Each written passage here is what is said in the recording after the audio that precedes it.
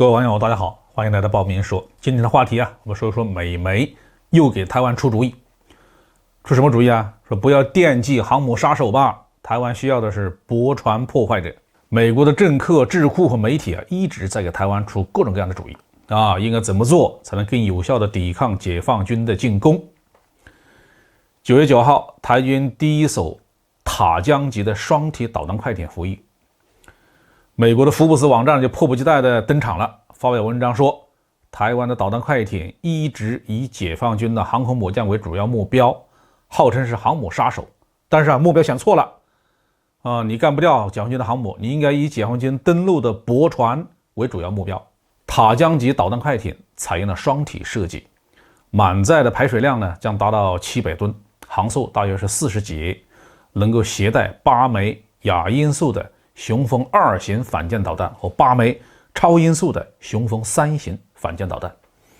分别使用2座4连装的发射架来发射。塔江级的外形呢，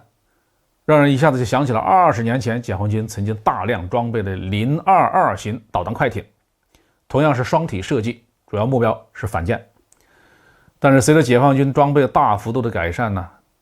，022型的导弹快艇已经不适应解放军海军的新一代的作战体系了，因此大部分都推出了现役，交给海警放到南沙去当各个岛之间的巡逻快艇了。这一类的双体导弹快艇的最大的缺点，一个是适航性比较差，风浪稍大就不能出海；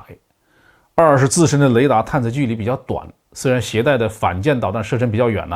但是依赖体系中的其他装备提供目标位置信息。在台军体系作战能力比较弱的情况下，导弹快艇的作战效能呢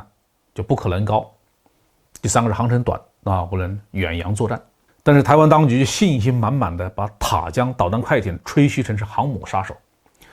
美国福布斯网站的文章给台湾当局就当头浇了一盆冷水他们认为这些双体导弹快艇在对付解放军的航母方面根本没什么用文章做了一个简单的推算说台湾当局打算一共建造12艘塔江级快艇，一共能够携带148枚反舰导弹。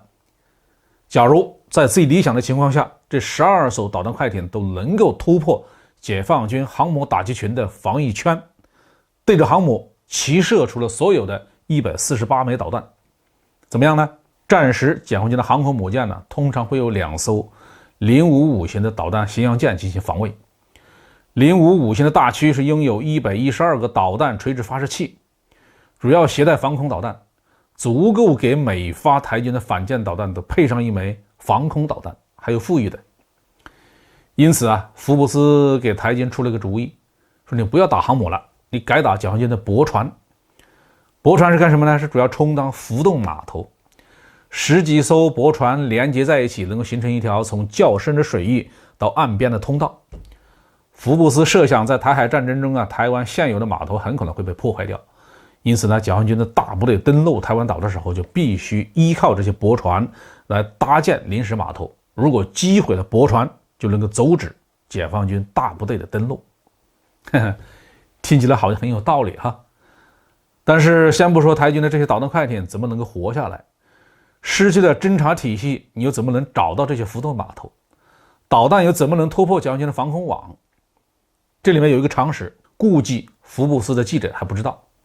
也就是反舰导弹攻击敌舰有最低高度的要求的，通常要求是3米以上，否则打不中有驳船互相连接形成的浮动码头，露出水面都不高，通常都在3米以下。你用反舰导弹去打的话，打驳船难度很大的总而言之不论是航母杀手还是驳船杀手，台湾的这些导弹快艇都当不了杀手。从台军导弹试射的情况来看，他们当渔船杀手是没有问题的。好，这句话就说到这里。